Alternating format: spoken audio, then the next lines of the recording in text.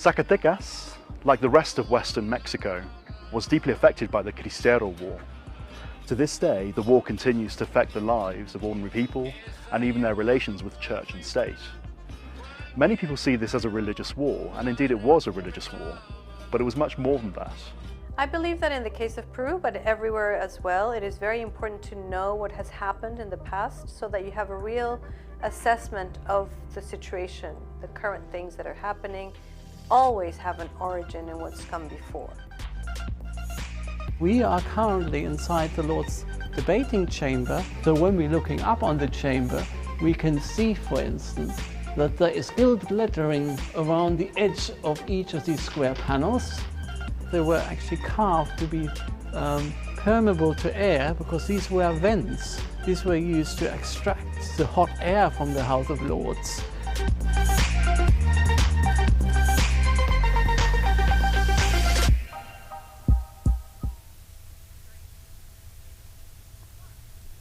Good afternoon and welcome to our Next Generation Impact series. Over the next few months, we're going to be joined by a whole host of experts to tackle aspects of research impact in the higher education sector. And today, for our first event, we're going to take a look at the evolution of the impact agenda. How has it been viewed as part of the research environment, and how will it develop going forward? A few bits of housekeeping before we begin. We're all on the line from various locations in keeping with social distancing guidelines, so do bear with us if we encounter any technical hitches. If you're watching us on YouTube or Facebook, we want you to join in the discussion, and you can do so by sending us any questions or comments in the live chat sidebars on whichever stream you're watching on. We'll then put those to our esteemed panel of Dr. Julie Bayley, Dr. Tina Haux and Professor Paul Phillips when they join us shortly. You can also tweet your questions and comments using the hashtag Next Generation Impact. I'd like to hand over now to Research England's Director of Research, Dr. Stephen Hill, who has kindly agreed to give some opening remarks before we proceed with the live Q&A. So without further ado, Dr. Hill, it's over to you. Well, good afternoon, everyone, and thank you for your opening remarks there and for the opportunity to speak to you and join the discussion this afternoon, reflecting on the future of research impact. So I'd like to start by just making what is a fairly obvious point, I guess, but research impact is really nothing new. There's a long history of insights of research being involved in making transformational changes to society through applications in healthcare, agriculture, engineering, and a whole host of other spheres. It's hard to imagine how we could be having this conversation today without all the physics and chemistry that has gone into producing the tools and that we're using to make this broadcast and communication possible. We all owe a huge amount to research impact for our prosperity, our health, and our way of life. Delivering the maximum benefits from research is not just something for the past, though. It's something that's more important than ever. We are currently facing, I guess, three huge and common challenges globally that research will help us address. First, we're exiting the pandemic with all the challenges around healthcare that involves. Secondly, we're needing to think about how we rebuild economies from the pandemic and its impacts, the profound impacts on economic sustainability. And at the same time, we're also facing a challenge that predates the pandemic and will continue to occupy us for many years afterwards, and that's the challenge of the climate emergency and the biodiversity emergency. So with these three challenges, we're going to need much insight and knowledge from research, and we're going to be able to deliver that into real-world solutions on the ground. Perhaps the COVID-19 vaccines are the most tangible and front-of-mind examples of how research might be helping us address these challenges, but all of the challenges will need contributions from different spheres and aspects of research. So while research impact is definitely not anything new, over the last 15 years or so, the discourse about impact has become much more prominent in universities in the UK and indeed globally. And that focus is driven by increasing attention on the reward and recognition of the delivery of benefits from research and the impact of that research. And I would argue that this is a hugely good thing that we now have this attention that allows us to get the maximum from our research investment. The focus of universities now and their missions is very clearly directed towards addressing benefits and bringing benefits from research across society globally. So this isn't just about, and I want to emphasize this isn't just about an applied or a short-term research agenda, but it's about universities building balanced portfolios of research that tackle both society's priorities and explore the fundamental understanding of how our world works. It's through a combination of those activities that we reach the maximum benefit. So we mustn't think that impact is all about just addressing short-term and immediate needs. So during this period, when we've had an increased focus on research, we've learned a lot of lessons about how research develops and delivers benefits to society. And that sophistication of understanding is increasing all the time. There are now many studies looking at the questions of how research delivers benefits, how impact arises. And through understanding those lessons and interrogating that insight, we can actually become better at delivering impact. We can deliver different impacts, we can deliver deeper impacts, better impacts, and we can also deliver impacts faster so that the benefits flow to society much more rapidly. So I want to spend a few minutes just thinking about some of those key lessons that we've learned about research impact and how we might apply them as we think about impact for the future. So the first lesson is that we've learned that impact comes in many, many different forms. There are hugely varied ways in which research can benefit society. I've mentioned vaccines, but there is research that helps us understand and preserve our cultural heritage, to learn lessons from history, to build new technologies and devices. And all of these types of impact are really important. And those different types of impact arise in a myriad of different ways. There is no one simple pathway to impact, but a huge diversity of different routes whereby research can find its way into society and benefit. Those pathways are complex and non-linear, and we definitely need to move away from the idea that research and impact happened in a sequence, that first you do the research and then that's handed over to society and the benefits arise. Sometimes it happens that way, but that's certainly not the standard or norm. And there are many times when research and impact might be going on in parallel with one another. There can be time lags between research investment and impact, and sometimes they can be very long. So in the sphere of health impacts, there's evidence that some changes in treatments result from research carried out decades ago. And even apparently rapid developments like the COVID-19 vaccines are built on a foundation of work over many, many years. At the same time, it's also important to recognize that sometimes impacts can happen incredibly fast from research investment, that there really can be benefits realized even within months of making that investment. To generate impact for research, you need lots of different types of expertise, not only a diversity of academic disciplines, but also expertise that's brought from stakeholders and members of the public who are directly engaged in the challenges or the issues that are being addressed by the research. And this is increasingly becoming obvious that bringing together those different types of expertise is really important in realizing the maximum benefit from research. And many different types of research contribute to impact as well. It's not just, as I mentioned, short-term and focused and applied research, but also longer-term fundamental research. And finally, the key lesson that comes from studying impact is that people and their relationships are central. If we want to define an infrastructure for impact, then it's the people that really make that. It's the relationships that they build, and that needs to be nurtured.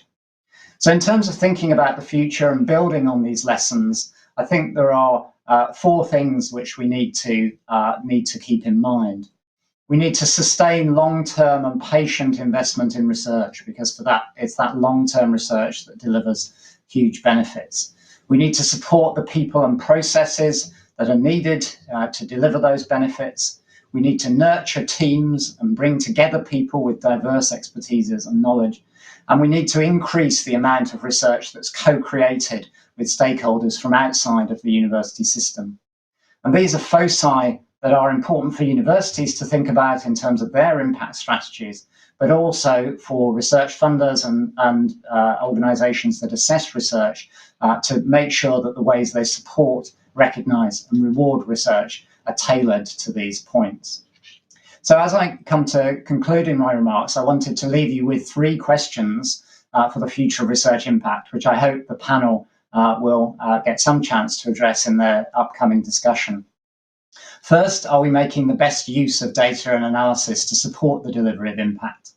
When we have a goal, an impact goal in mind, how can we use data, knowledge and insight to steer the delivery of research outcomes and its benefits? My second question is, do universities and indeed organisations that assess research need to think more holistically about impact on an organisational level, not just research impact, but also the impact related to scholarship and teaching? And while reward and recognition systems are important, my third question is, how do we move beyond an instrumental view of impact, where it's seen as something that's done as part of the policy driver, to something that really is truly embedded into the missions of universities and other research organisations? So I think those are three important and challenging questions. I'm sure there are people in the audience who will come up with also important and challenging questions for the panel to address. And I'm looking forward to the opportunity to hear the insights that will come from the panel during their discussion today. Thank you very much for the opportunity to speak this morning. A few questions there that will definitely fuel some debate shortly in the Q&A panel. Many thanks to Dr. Stephen Hill, who will be back later on to wrap up today's event. Now, since the summer of 2019, the University of Kent's Research Excellence team, along with the university-owned broadcaster KMTV, have been working together to produce a unique series of documentaries which shine a much-deserved light on the diverse work being carried out at Kent. Before we meet our Q&A panel, let's take a quick look at some of the exciting films which have been produced. Records tend to be biased towards the church or the state, but part of this hope for a better understanding is opening a museum in Guadalupe, Zacatecas. My research, along with the help of local people, will spread understanding to a town that was central in the conflict. We got special access to a rare archive which will help us expand our knowledge and inform people here of what their ancestors went through. Sigue siendo muy complicado hablar del conflicto religioso en Zacatecas, tanto por el Estado como por la Iglesia. Creo que a casi 100 años del inicio podemos estar en condiciones de entablar nuevas perspectivas que hablen de los dos lados y compaginarlas en un solo proyecto. Y sobre todo que tiene un beneficio a la población para entender de mejor manera cómo fue el conflicto, que nos permite entender que ni el Estado actuó de una manera de solamente ir hacia los católicos, como que la Iglesia tampoco se sublevó por nada. Entonces creo que la apertura de archivos a finales del siglo XX, los archivos judiciales, nos va a permitir tener una mejor visión de la situación. Sobre todo porque los archivos del gobierno del Estado sufrieron una inundación o algunos fueron quemados, también algunos municipales.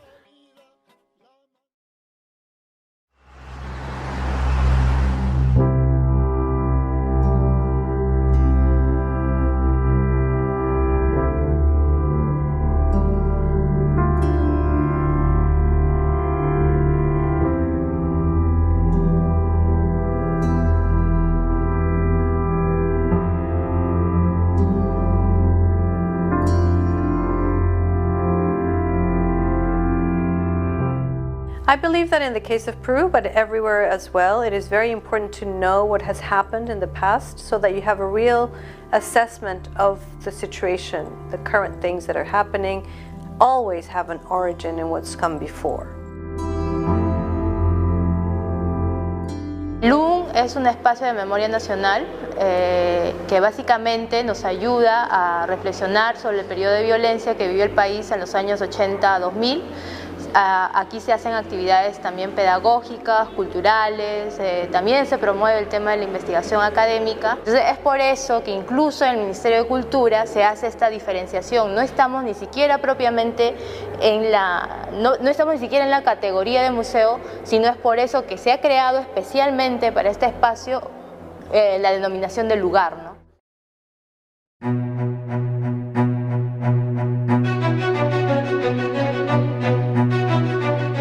Being able to take Henrik's work and create something like this BIM model, which is a three-dimensional view of what we are, will save enormous amounts of time, enormous amounts of complexity of where we would normally go in on a major project side. Once you've got that scan data, you can then begin to build a model from it. What we're now able to do with Henrik's research is make use of that very useful, very valuable report and studies and research to begin to integrate that information into the model so that we actually model what you can't see.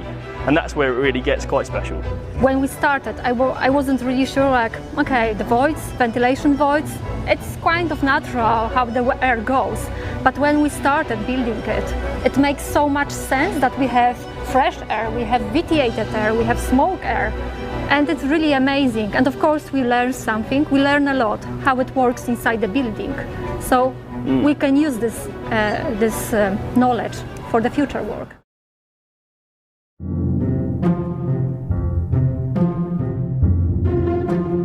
Going forward, Professor Schofield, along with the team at the Mary Rose and their partners at the University of Kent and Diamond Light Source, will continue to develop a range of techniques for treating the artefacts, including the ship's bricks.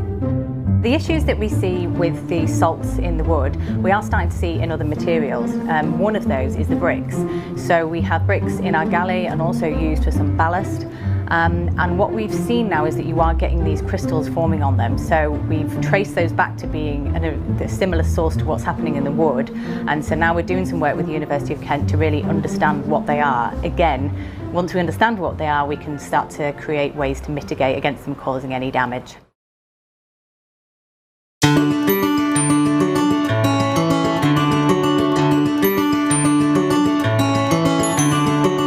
Beautiful, fragile and beloved, butterflies hold a special place for many here in Britain. But climate change and habitat loss has affected the near 60 species which call the UK home. Thanks in large part to the research of statisticians Professor Byron Morgan and Dr. Emily Dennis from the University of Kent, their study into butterfly numbers is providing conservationists and policymakers with a better understanding of these delicate insects and an insight into the changing world around us. These statistical ecologists have spent years passionately developing advanced mathematical models that are now being used in the field to map and manage butterfly populations across the world. We are actually trying to, with just a little bit extra, make it easier to see what's happening, trying to change the way people think about how they present summaries of the data. We're trying to take the global picture and by bringing in environmental covariates, spatial covariates, we're trying to understand what it is that's happening.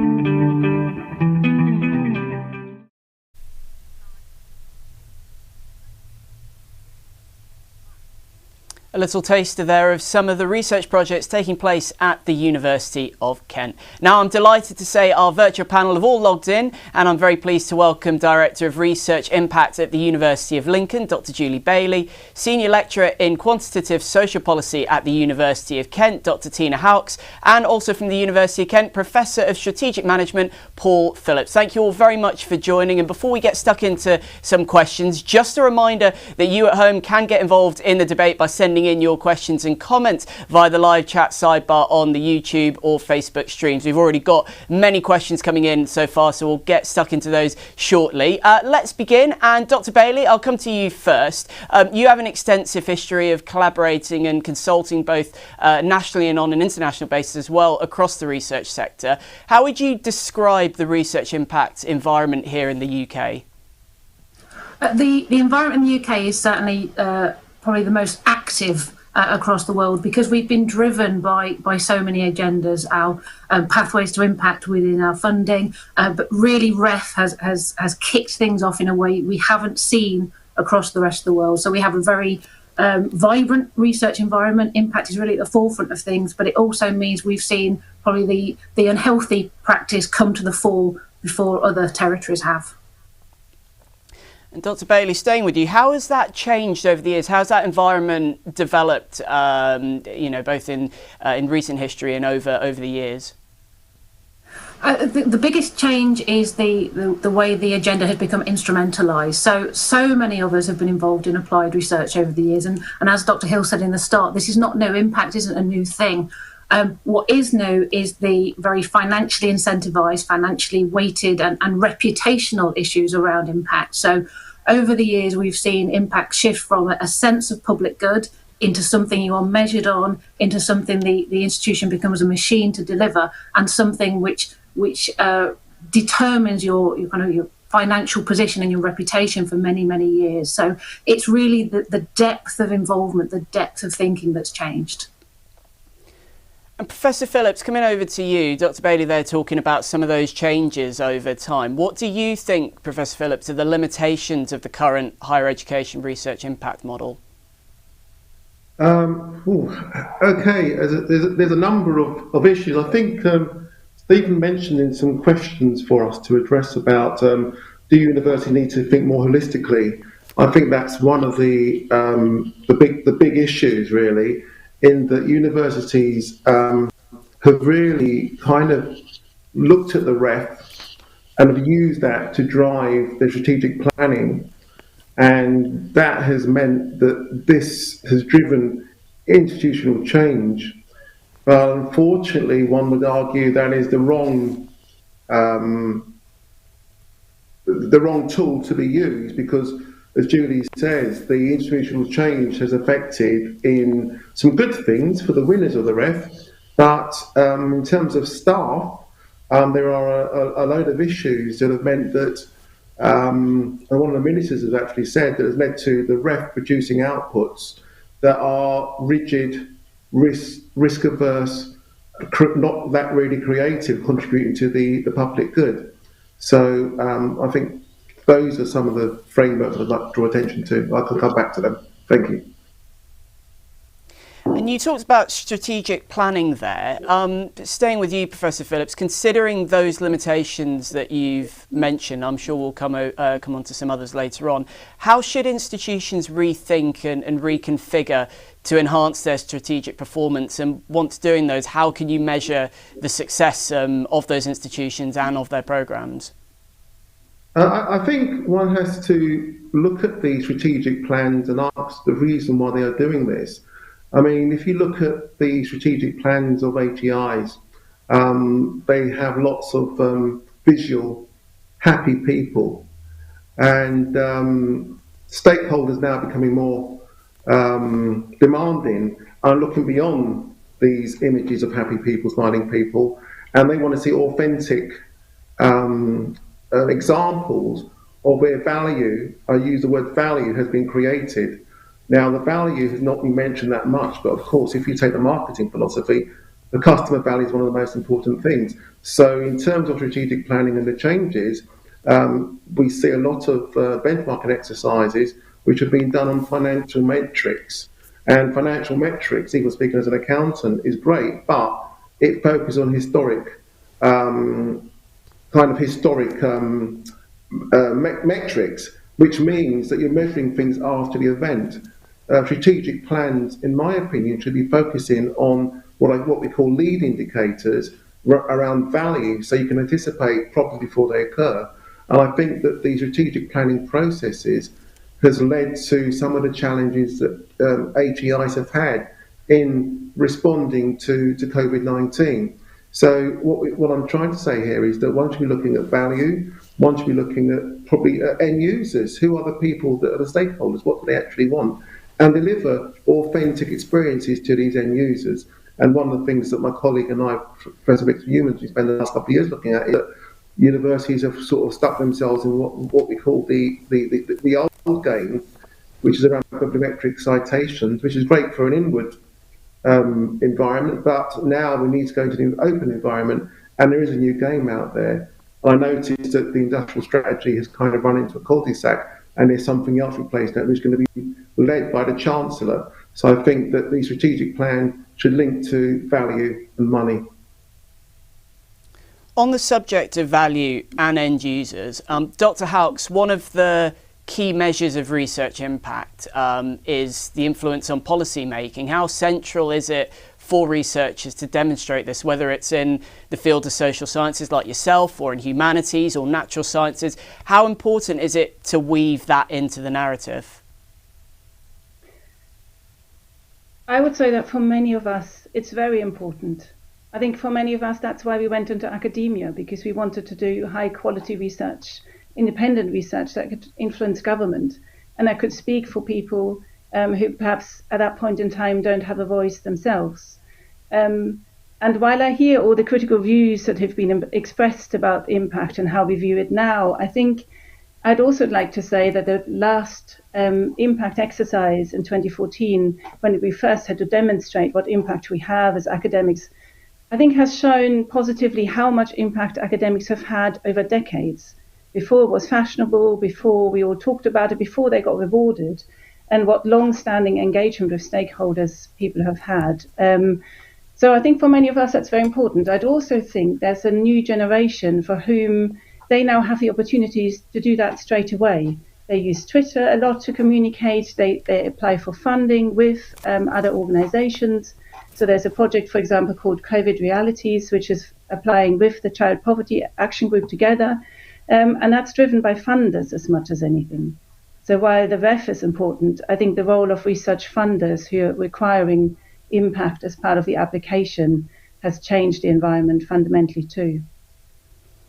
And we also see from in that short clip that we played earlier about some of the activity that's taken place at Kent, that really diverse network of research, obviously holistically looking at it all, but then you go into those various subjects and you see the networks that they've produced. So for example, we saw counting butterflies there, and the work that's done by statisticians at the University of Kent, how that's feeding into conservation research, and obviously that there's that network there and many others across universities. So Dr. Haux, how important is it to have that diversity of projects and that inclusivity? How might that inclusivity be facilitated further going forward?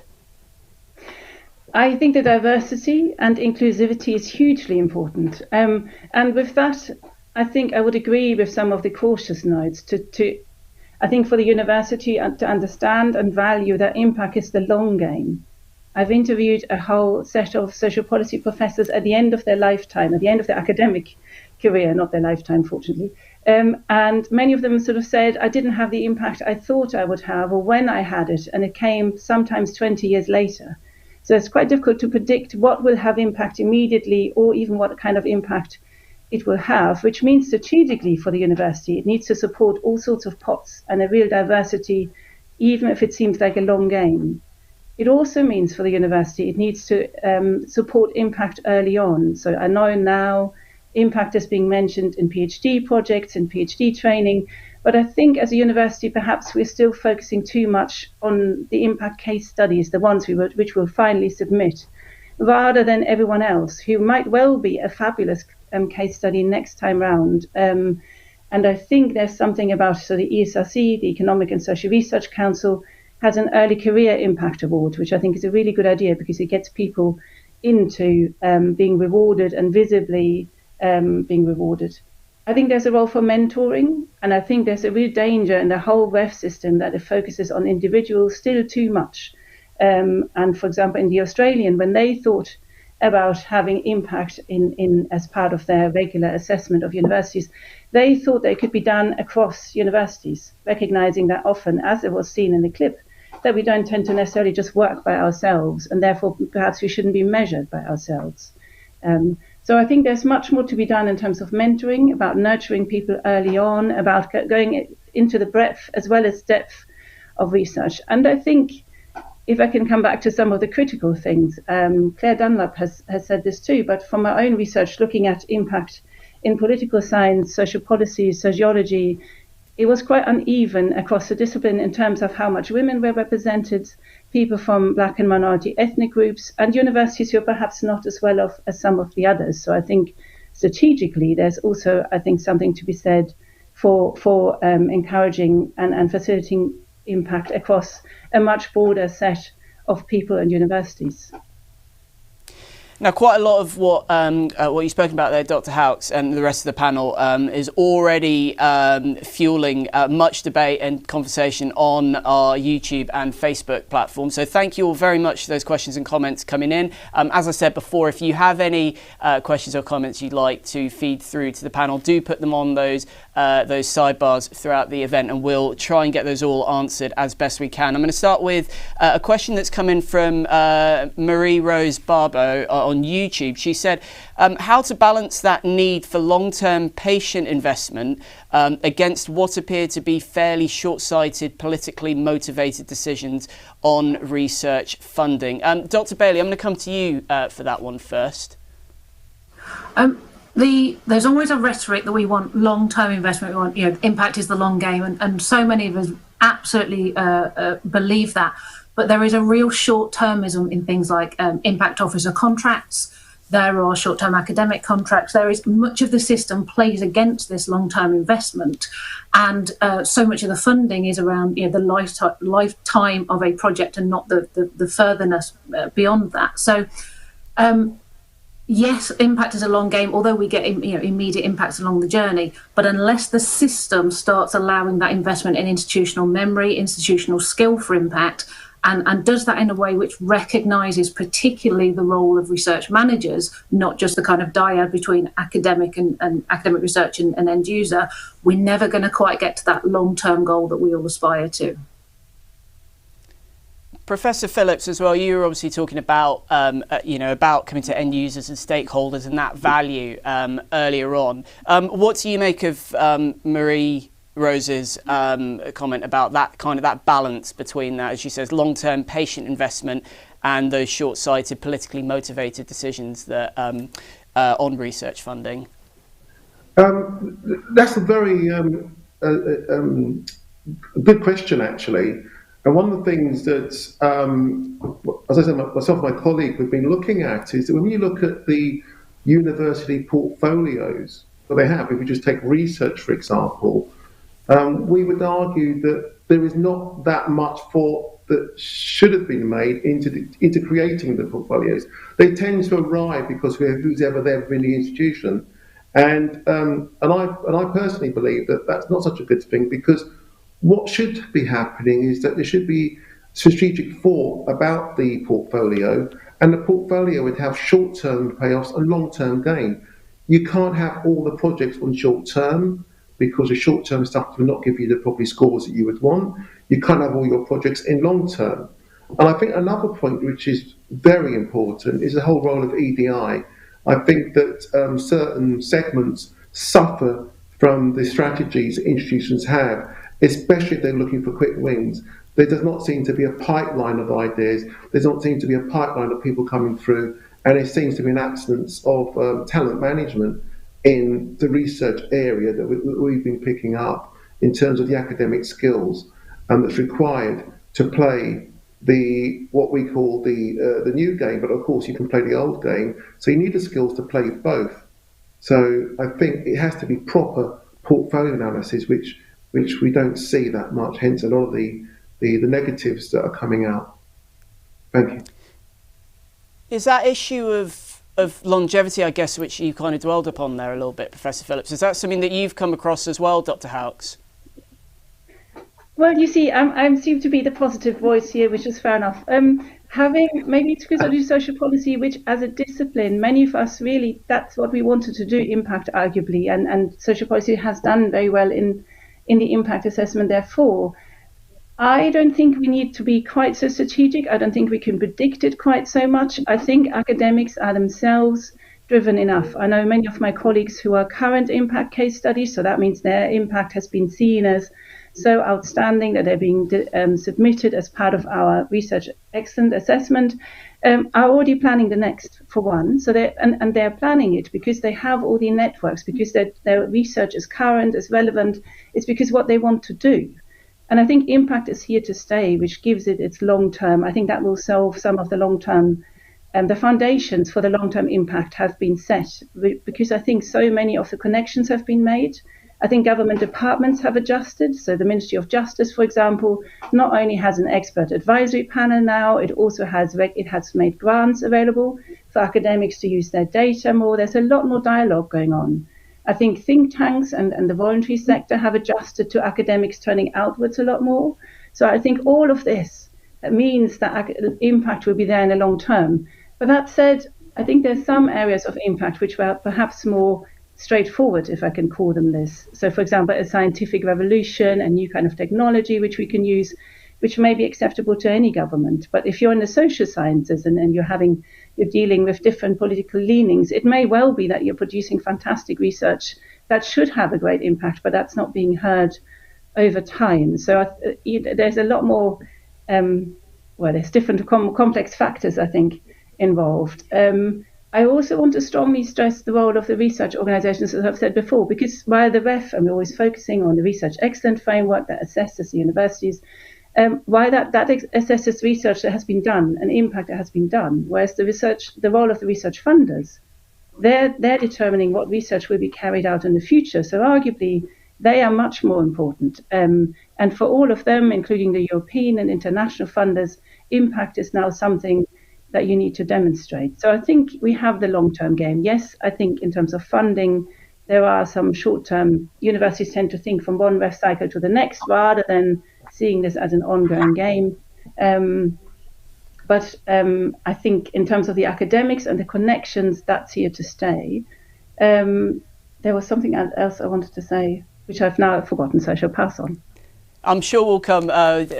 We've got plenty more chat to have, so I'm sure that will come up again. And we've also had your colleague, Dr. Haux from the University of Kent, Alex Stevens, commenting, saying he totally agrees with your comments that we need to think of the impact as both broader and longer than just for REF impact case studies. And we've been getting more questions and comments coming through, which we're going to focus on now.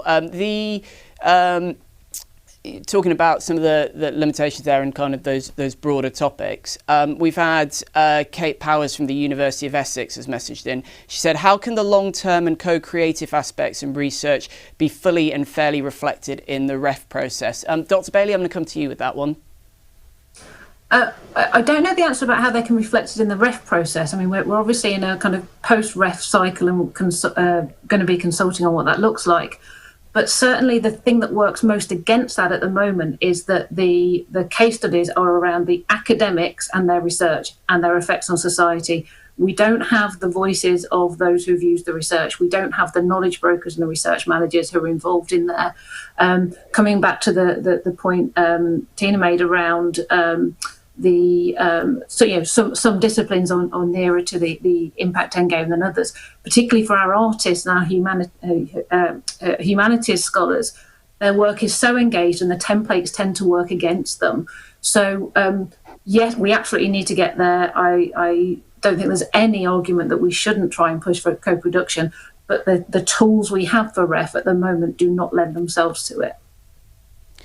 Can you also, Dr. Bailey, as well, look at, with Kate's questions, Kate's also sent in a comment saying the impact culture needs to be nurtured as part of an institutional commitment to long-term and sustainable impact for and beyond REF. One thing as well that I was going to ask a little bit later on, but now is probably a good time to bring it up, is the impact of COVID that's going to have on both what the ongoing, we come to the end of the REF process, but what has been the REF process up until this point and going forward, what is going to be some of the impacts of COVID that we're going to see going forward? So, we all know the effects of COVID and in so many ways, but in the terms of impact, one of the biggest things is the pressure on individuals. The pressure on individuals has been incredible, and I don't want to be a naysayer, a negative person at all, but I've seen people absolutely, in despair because of the amount of pressure on them. For impact case studies, what we've seen is some of the big hitter cases which have arisen from COVID have displaced some of those ones which have been longer burning. So we see people feeling disenfranchised because of COVID bringing other cases to the fore, and they're a better kind of institutional win.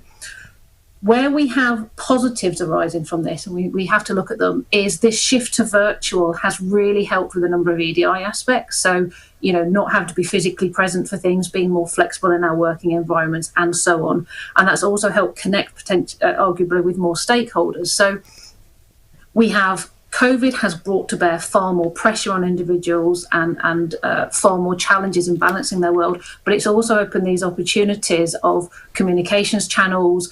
It has normalised some of those practices which our ill and disabled colleagues have been calling for years, and we need to not lose that legacy. So post-COVID, if we're allowed to start saying that, needs to hold on to those things for impact and make sure that we keep those virtual dialogues and not just kind of shift back to those patterns that threw too many people out of the impact pool.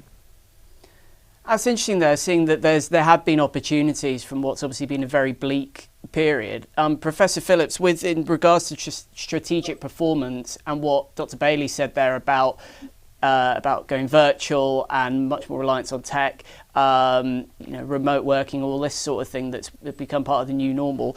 What impact will that have on strategic performance? Is it going to be a real boon for strategic performance with research impact? I think if I may just reflect back on some of our conversation, I think we've made an assumption about something that's fundamental to the conversation. And the thing is, I remember I was doing a talk, Dr. Hill was there and Julie was there actually, and a few others were there. And there was one guy that was chairing our session, and very eminent individual, and he said, "I don't know what impact is."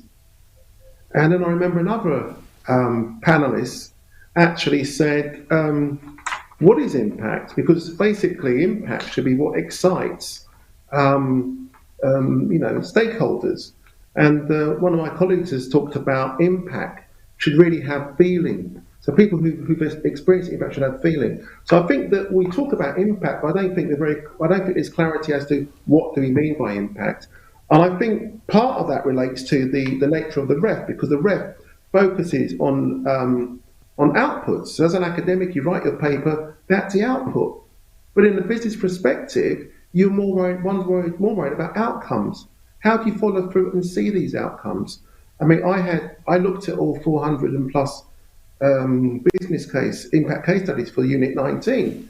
And I tried to follow through the outcomes, but they were in a minority. Yet some of them scored really, really high. So I think we have to think about the phenomenon under investigation and clarify how we define it. But back to the question about post-COVID, or if we're in COVID, and about how that's going to affect institutions and strategic performance, I think it all goes back to something I said earlier, the business model. I think that in the HEI space, there is no clarity on business models. People say, "Oh, we've all rushed to online," but that's only part of the business model. There are other things that need to be done. Things like entrepreneurship, being entrepreneurial, for example, needs to be looked at. The governance mechanisms, because within a digital environment it gets digitized through a digital transformation project. A transformational leader can basically end up having staff that are depleted of all energy. And I think that is something that has happened in universities because, as being said, a lot of academics are actually depleted of all energy, and that can't be a good thing. So in terms of strategic performance, there needs to be better measurement of the intangible assets, i.e. the people, the talent management that takes place. Because again, when you go for appraisals, People talk about all these things, but at the end of the day, somebody sits there with their highlight pen, highlighting the number of 4-star publications you have written. And then if you've done enough, you get promoted. That is what's happening. We talk about change, but for the change to happen, there needs to be revised business models that allow the HEIs to deliver strategic performance. And when we say strategic performance, we're not just talking about economic performance. So I know about business-related issues in universities, people think, well, what's that to do with universities? But let's not forget, there are societal things that we can deal with, and also environmental. And things like the United Nations SDGs, they produce a nice arc into playing this new game. And I think that any assessment exercises should be linking to some external activity. SDGs, for example, are a classic one. And I noticed the Times Higher very recently published a ranking of universities, and I know the University of Manchester came at the top, and they've broken down by the different criteria. I think there needs to be a greater focus on the user, and at the academics looking at what problems are they seeking to do. Because going back to the portfolio approach, we can't have everybody doing blue sky research. There is room for blue skies research, but we can't have everybody doing it. And it all goes back to the phenomenon that we have created, the beast that we have created, that we're now looking at, and it is in need of fundamental change. I think to ensure that there is more equality in what's happening at the individual level and at the institutional level. Thank you. There's been a few mentions of pathways to impact already in the conversation. There's been a few questions about it as well. Catherine Jensen asking, what does the panel think about the pathways to impact section no longer being part of funding applications in terms of ensuring impact is embedded in research projects? Dr. Bayley. It was a really interesting moment when they took that away, and I think there was an assumption that the sector was mature enough to have impact kind of weaved throughout the application, which in many places it is, but I struggle personally with the idea that everyone has been given the opportunity to really learn how impact works, how to implement it, what the risks are, what the barriers are, such that they can weave that into their applications. And that's in no way a comment on individual skill at all. It's a comment on the space in the system to engage with this thing called impact. And as Paul said, actually, people understanding what the word impact is and knowing that reviewers will fairly judge it. So I have a slightly awkward feeling about the removal of the pathways to impact.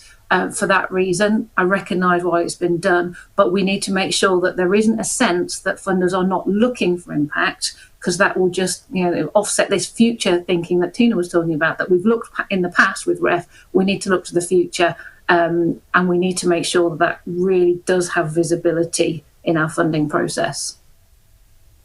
And Dr. Haux, you said yourself that you've had a very positive outlook on research impact and on the environment. I'm putting the same question to you that Catherine Jensen's asked. Your thoughts on pathways to impact no longer being part of the funding applications? Well, I think it's no longer a separate section, isn't it? That doesn't mean it's not in part of the application. And I don't think I've sat on the Economic and Social Research funding panel for the past 6-7 years. And there's always several users in the room who are specifically there to assess impact, that both how it's portrayed and the potential for impact. So I don't think it's a surprising move. I agree. It's one that many people will welcome, who will say this research may well have impact or may not have impact. This idea that we can steer impact and that we know which projects will and won't have impact, I don't think always holds. I think we should also trust the academic community that the research they're doing is interesting and valuable to produce further insights and knowledge, never mind whether that means it has impact or not. Because coming back also to what Stephen Hill said earlier, big part of the role of academics is to be teachers and to be producers, to use an awkward word, of knowledge and insight, whether it, irrespective of whether it has impact. And I think something that the other speakers have alluded to, which I think is very important, is that we value all kinds of research and don't get too focused on the impact game and don't get too focused on just valuing and rewarding those who can have impact. Partly also coming back to the COVID situation, I think it's created huge opportunities. There's been, I think, funders have responded, certainly in the social science, incredibly quickly, and we have perhaps more research now on this crisis than we've ever had. So we will have huge amount of insights of the mechanisms that happened during the crisis and then the longer term fallout. Hugely valuable, I think. And yes, it's been very good for some researchers, but I think it's been a new bifurcation. There's been a whole group who've been completely exhausted, and then a whole group for whom this has been their making. And I'm not sure universities are necessarily ready to deal with that when it comes to promotions and progression and so on. Yes, pathways to impact have been taken out, but I don't think, a number of times I've been asked when people submitted ESRC applications, will they fund this, or when they see it will have a direct impact? I think we're all now thinking about impact as part of our work so clearly that I don't think it'll have as much of an effect as we're thinking. So not a huge drawback, you think, Dr. Haux. What about any benefits of removing pathways to impact? A question that Saskia Gent has sent in. If there's possibly, can any benefits be experienced of removing pathways to impact? I've not thought about this a huge amount, but off the cuff, I would say there's always this pressure on those kind of however many pages research applications are. It varies which funder you go to, but it's never enough. So I think not having to spell out the pathways of impact in detail, I think means you can maybe put some other things in. So pressure of space. If I'm being perhaps slightly harsh, I thought many of the pathways to impact have become quite standard. I think engagement is the foundation to impact. Engagement with stakeholders, exactly like you were saying, Paul, about what do they need, when do they need, how are they talking about problems, so that my findings will resonate with policymakers or think tanks, whatever. So I think the engagement is key, but I think we've also got a bit stuck sometimes in just saying, I'm going to have one advisory board session, I'm going to have a website, and then I'm going to do a couple of impact sessions at the end, rather than when I interviewed some of the social policy professors, I remember one of them, they had monthly meetings at the Department of Education where academics and civil servants came together and could speak openly about what the issues were, what some of the problems were. And I think there's collaboration starting much earlier. And that's, I think, where the funders, just to come back to this, they still require letters of support. So even though the Pathways to Impact statement has gone out, what certainly the Economic and Social Research Council wants people to submit alongside their funding applications are letters of support from organisations, as well as organisations being part of advisory bodies. So I think there's many ways that impact is still part of an application and part of a project.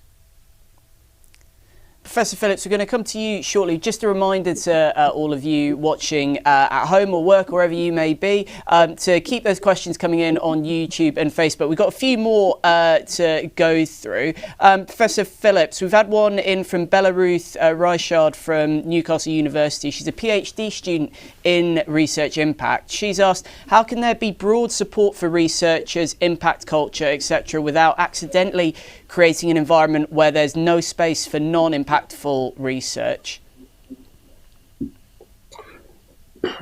That's yeah, okay.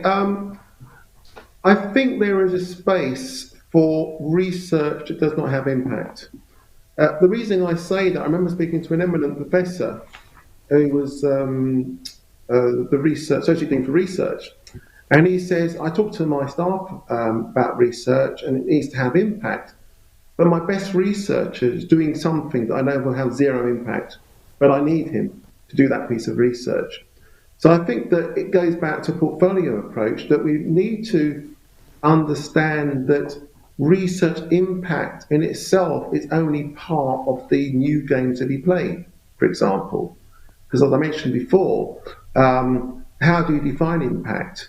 And for an example, I was just thinking that Stephen mentioned at the beginning about some questions, and he talked about the best use of data and knowledge, the best use of data, and it got me thinking that actually data has been democratized, therefore everybody can access data.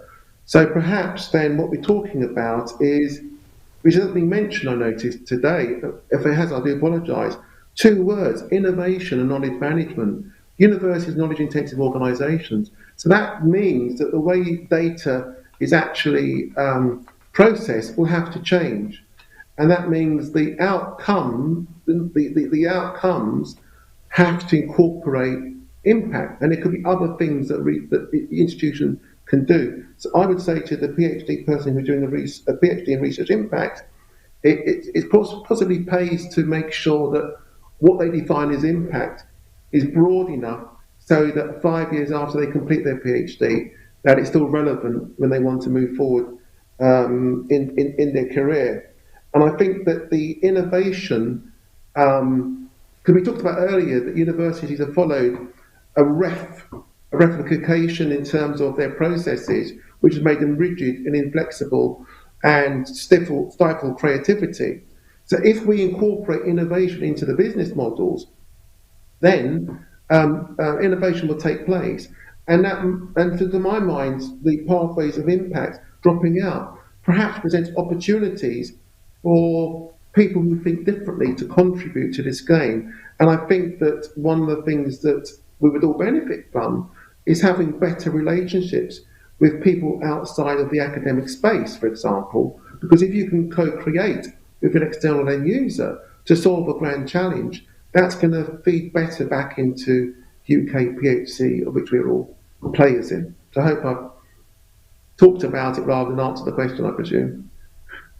Yeah, no, thank you, Bella at Newcastle University, for sending in that question. Dr. Bayley, we've had a question in for you from Alex Stevens at the University of Kent. He said, how can we move back from the instrumentalisation, there we go, of impact to something that is more closely connected to the public good? It's absolutely vital we do that. We've instrumentalised impact through all of our various agendas, and we know why. Because there are REF has been a double-edged sword. It has been has felt like a stick for so many people, but it has also created jobs. It's also brought the impact agenda up in a way that we haven't seen across other nations. But I think we've done a pendulum swing probably too far. So this instrumentalisation, the assessments, the financial incentives, all of those things have, coming back to the PhD question a moment, it's suggested that all research should have impact. So one of the things we need to do to come back from instrumentalisation is recognise that not all research should have impact. I don't believe that not everybody should be challenged to do impact. It's a team sport, and it's about bringing to bear the impact any research could have where it should have impact. So drawing that agenda back from these kind of heady heights of assessment first. The second thing we need to do is build a far healthier environment which has meaningful effects at the base of it. So not big effects, not selected, kind of filtered, essentially photoshopped case studies that look kind of amazingly glamorous. It's about, coming back to Paul and Tim's points, who benefits, what's the value to people, and how can we use the university as an engine to do that without the collateral damage on people, workload, personal lives, care responsibilities, etc. So we have to, as a sector, recognise that this push for impact has this kind of fallout, and if we unpack that fallout, we can get back towards meaning. Dr. Haux, to kind of go off the back of that as well, we've had another question in from Saskia. She's asked, where do these drivers of instrumentalisation sit and how pervasive are they? REF exhausts many involved, but most researchers still work on impact from a desire to make a difference. The drivers for, I agree, REF has been a big driver on impact, as have the funders.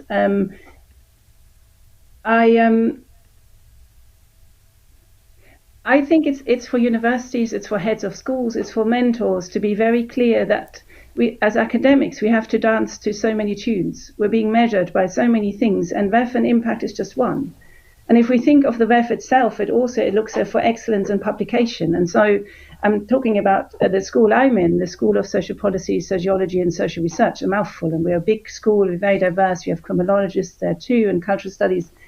And if I look at my colleagues, they excel at many different things. Some publish, excellent articles, books which inform the teaching, inform our discipline and knowledge, and they will never have impact. And nor should they, I don't think.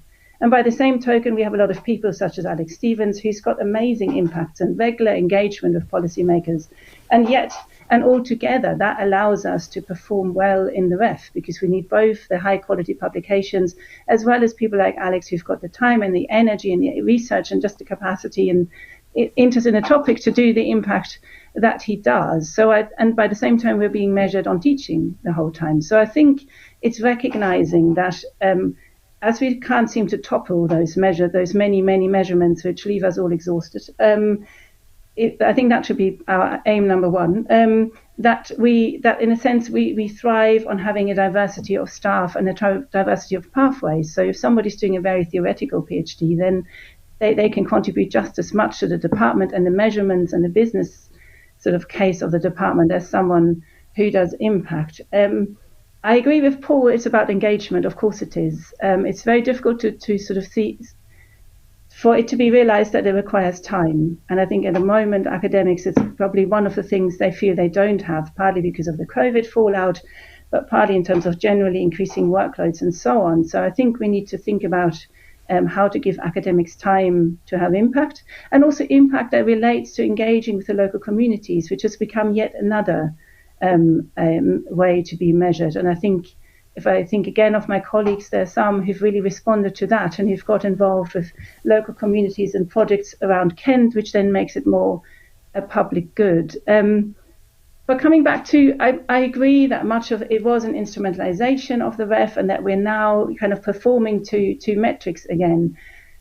But when I looked at 120 case studies across the social sciences, and in many ways it made me be very, very proud of my colleagues and of the disciplines we're in, because for many of them, this was 20 years of engagement when it wasn't recognized. Often people start out to be witness in the House of Commons for once, then they're being asked to chair a group, then they're kind of running a whole inquiry. This is long-term engagement and time spent for the public good. And a lot of the impact case studies, if you read them, have helped the police do a better job, helped with social care, trauma interventions for children in war scenarios. I mean, a lot of what we have as impact is absolutely public good. Just some of the kind of noise around it, I think, can leave us all be a bit cynical, I think.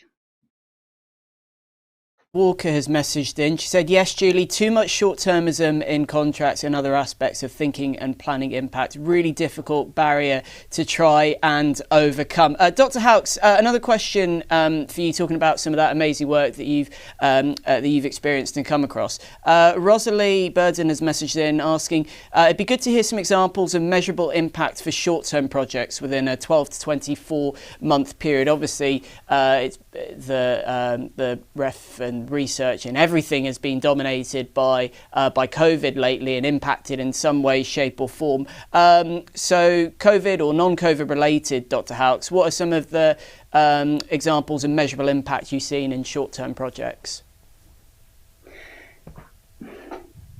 That's a very good question. I'm not sure there are any. The impacts I looked at often came over 20 years, where people carried out the research, then started engaging, then carried on doing more research. You can have short-term wins, but then you need to be very much, it depends where the conversation is. So for me, it's social policy, it's policymakers. So if you happen to do research, high quality research on something that policymakers are open, we often talk about windows of opportunity. If you happen to do research on something that policymakers are talking about anyway at the moment, and you're the one they're listening to among all the others who are likely to say similar things, then, for example, I think there's around, if you think about, we're thinking about work-life balance policies at the moment. I heard there's a kind of movement around shared parental leave. If you're doing research on universal credit at the moment, for example, the £20 upgrade, it may well be that research you're doing now may have a short-term impact because it's such a prominent topic. But you see, even though all the people who are doing research on universal credit, these are people who've done research on poverty and social security for the past 10, 20 years. So yes, there is some short-term gains and people can be strategic, but it's difficult to move areas.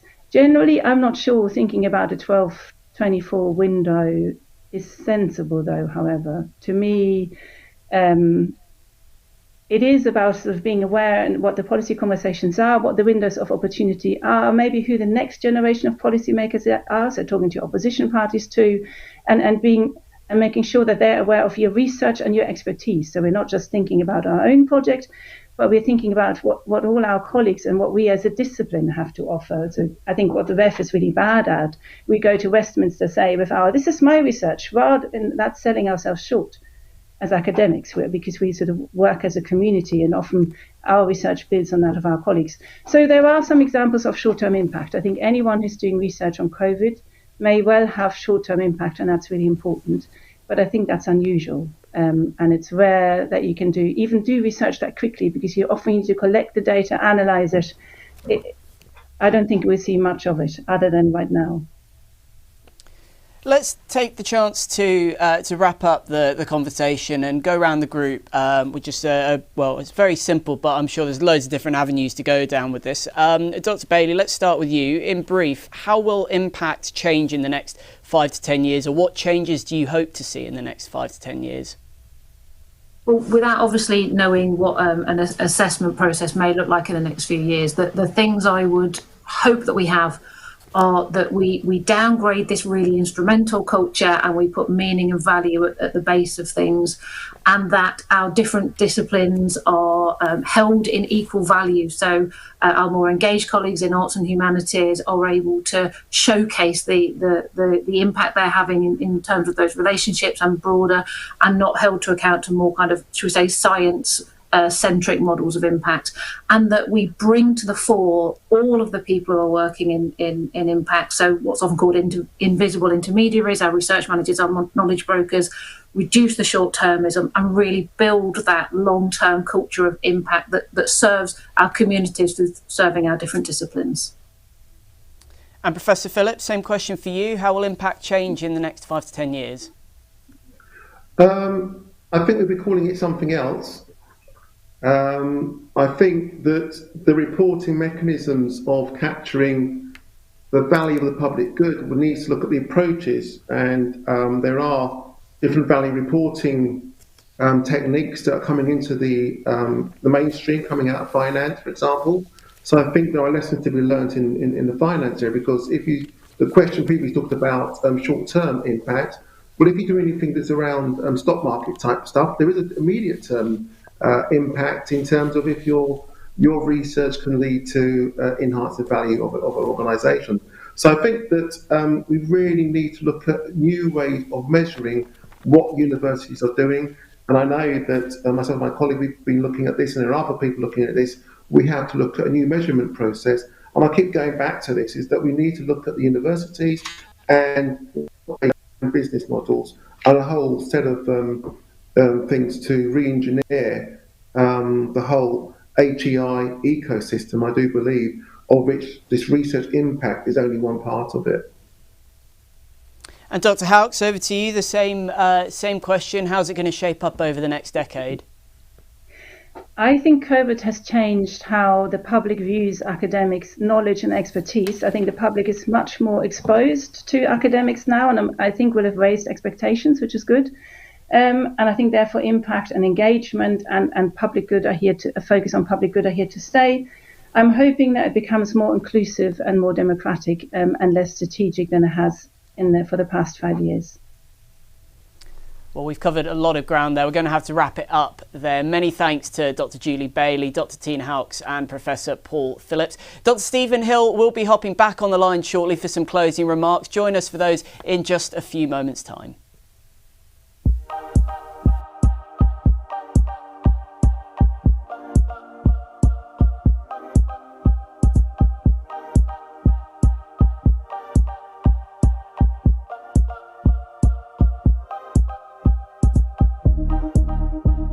Zacatecas, like the rest of western Mexico, was deeply affected by the Cristero War.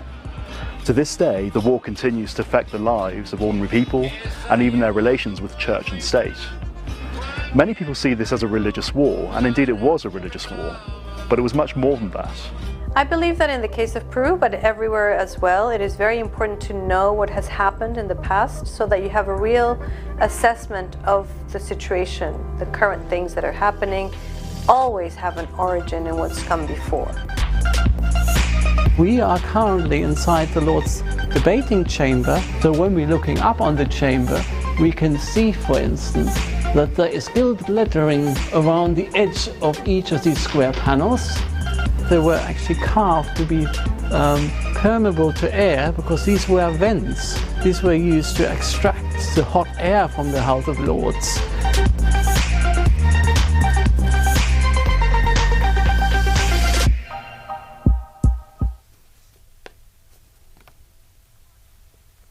Dr. Stephen Hill is back with us to give his thoughts on today's lively discussion. Dr. Hill, the floor is yours for some closing remarks.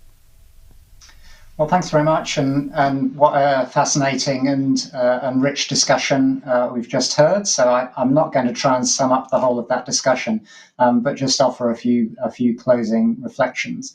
I think my first comment is to reflect back on conversations I can remember having in the university sector maybe 15 years ago when I first was involved in the research impact agenda, where researchers would tell me that they were strongly intrinsically motivated to do things that delivered impact, but the system of assessment and reward and incentives was set up such that they were discouraged from doing that from their universities.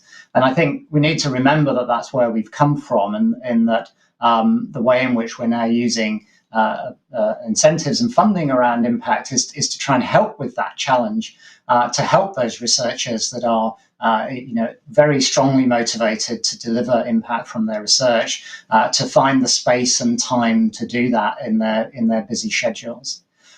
And I think the other reflection I would have from the discussion is that we need to remember how diverse impact is.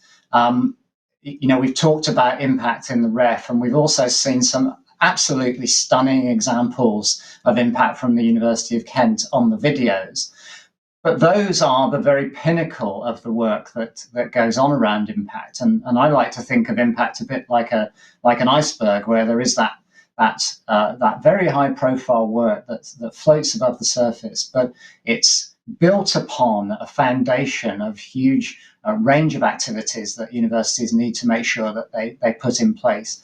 And strategically, if they focus only on delivering the things that float above the water, so to speak, in my iceberg model, they'll actually very rapidly come unstuck, because it's that work that goes on behind the scenes that will ultimately lead to those big prizes in the future. And that also reflects some of the comments that were made by the panel about how we need to be inclusive in who's involved and who's recognised and who's rewarded for their work to deliver impact. And I would wholeheartedly agree with that. I think maybe I gave the impression in my opening comments that I was just talking about the importance of partnerships between researchers and stakeholders in the wider community. But I think the role of knowledge mobilizers and research managers, as mentioned by Julie Bayley in her comments, is vitally important. And we need to continue this drive towards professionalizing the delivery of impact and actually rewarding, recognizing, supporting all the expertises and professions that are involved in doing that. And I do think that's an important part of the future agenda. And in turning to that future, one of the things that I and my colleagues are very strongly involved in now is thinking about how we move the assessment of research impact forward. And I think there were lots of interesting comments and points made in the discussion and the debate that are really relevant to that. There's about how do we recognise and support long-term research and long-term efforts to deliver impact, and how do we factor in some of those processes that are needed over the long term, as Tina Haux talked about, the relationship building that means that it really does take time to deliver those impacts. And I was struck by the comment about universities collaborating together to deliver impact, and certainly we need to think about how the assessment system can reward that sort of collaboration as much as it does the competition between institutions. And also that notion of a disciplinary contribution, not just the work of individual academics or researchers, but how disciplines collectively change the way we think about issues and bring them together in a way that policymakers or businesses can actually use them to deliver impact. So huge amounts of food for thought for me. As I said, I think it was a great discussion, touched on many, many important issues, and certainly has given me some thought in my professional role. But I'd like to just conclude by saying how much it is a privilege to work in this area of impact and to see the benefits that research brings to society. And I think that's something that universities and all of us involved in this activity can be hugely proud of. Thank you very much. Dr. Hill, it's been great to have you on, and thank you very much for your involvement in today's event. A big thank you also to our esteemed panel of Dr. Julie Bayley, Dr. Tina Haux and Professor Paul Phillips. And of course, thanks to you all at home for tuning in and sending through all your fantastic questions and comments for this, our first in the Next Generation Impact series. And we'll be back on Thursday, the 13th of May for our second event, embedding impact in research from planning to publication. So do join us for that. All details are on the University of Kent Research Excellence Team's webpage. But for now, enjoy the rest of your day, and we'll see you again for another exciting conversation very soon. Goodbye.